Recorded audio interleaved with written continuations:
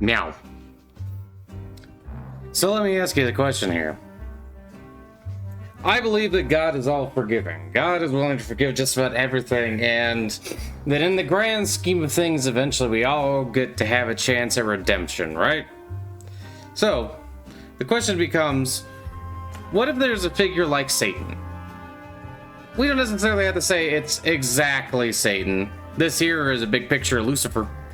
But, what if we have a figure like Satan whose entire existence strives on the idea of trying to make people more sinful, more bad towards one another, more tricky-tastic, as you might say.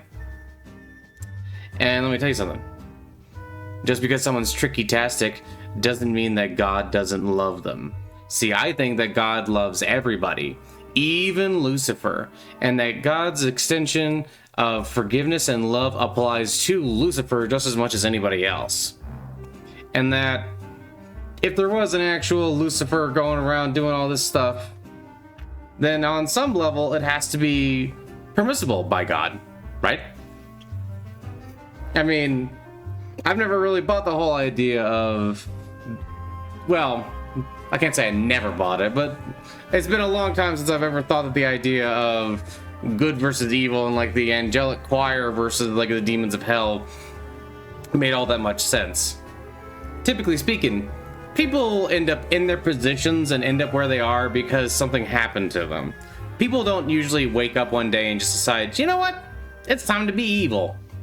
Usually, there's something that pushes folks in a variety of directions.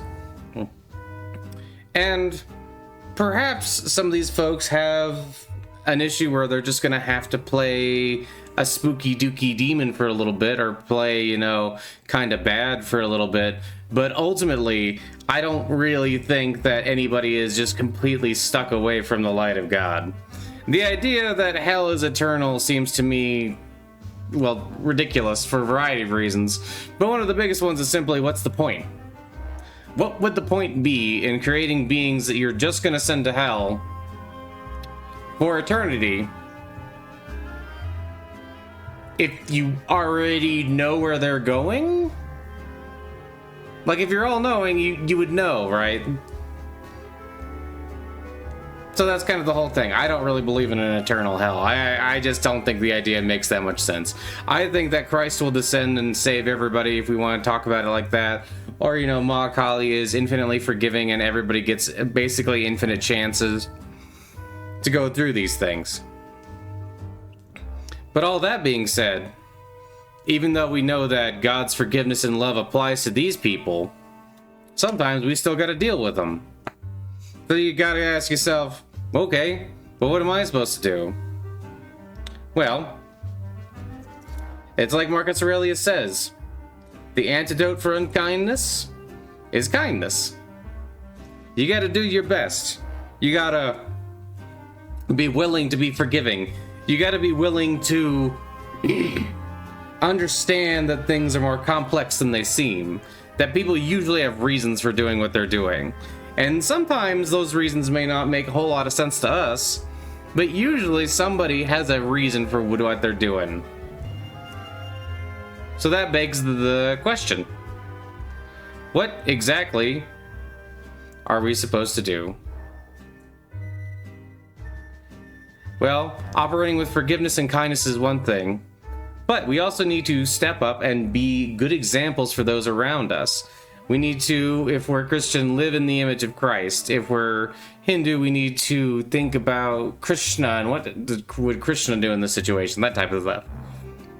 But what we gotta understand is that there are always people doing silly billy things. That don't mean that they're evil necessarily. And Lucifer is just like the way down the line example. Like, if we're talking about extremes, do we still think that God loves these people? And I say yes.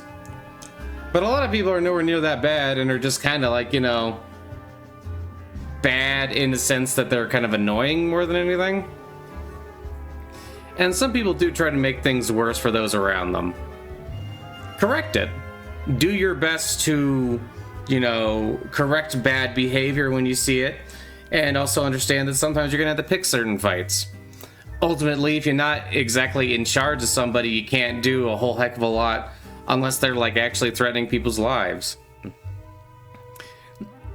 But rather than condemning people, rather than talking about how they're all evil, or like, you know, like, oh man, these horrible people are just pulling it by sanity or whatever, what you really got to do is get that spiritual strength within yourself to be able to deal with these sorts of things. You got to be able and willing to take time out of your day to show a bit of love to the people around you. You have to be able and willing to understand the glorious joys that come from forgiveness. The forgiveness is not just for the person, forgiveness is also for you. You forgive so that you can move on, so that you can have that inner strength, and so that you can, you know, have the worship of the Lord in your heart and have that glorious love in your heart. Empty your heart of hatred and delusion and things like that, and open it up to your enemies around you. Be willing to understand that even bad people tend to have reasons for what they're doing, and be willing to understand that, you know, if Christ died for everybody, that means everybody. If Krishna's message is universal, it's universal. MaKali is everybody's mother. Not just the good people's mother, everybody's mother.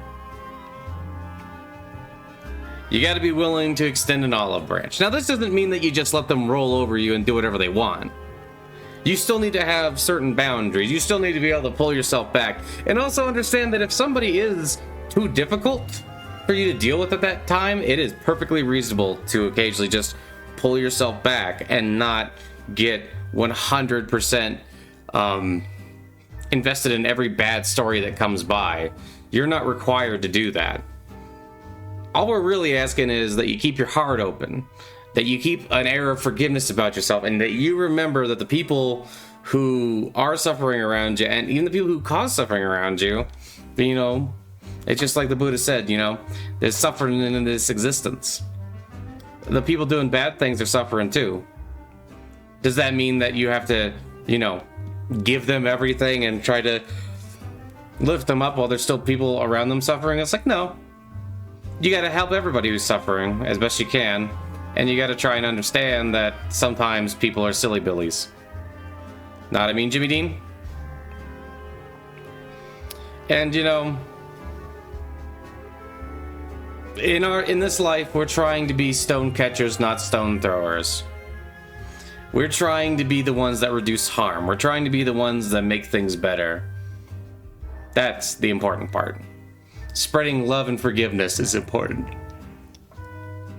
Embracing one another is important. Sometimes you're going to have to cut people out of your life and you're going to have to step back. And that's fine. Just understand that you shouldn't look at those people as lesser. Just look at them as hurt. Look at them as people who are experiencing things that are not great. People who haven't maybe learned their lesson yet. That's gonna happen. Don't worry about it. The best thing to do is to revel in the glory of the Lord. Keep that heart full of forgiveness. Be kind. And keep that inner spiritual strength with you. Let God be your guide. And make yourself an instrument of peace. Not a mean Jimmy Dean? Sometimes that's just as simple as talking somebody down from a bad idea. Sometimes it's stepping up and you're going to have to suffer some consequences for stepping up to some evil people sometimes. You shouldn't put yourself in harm's way if you can avoid it.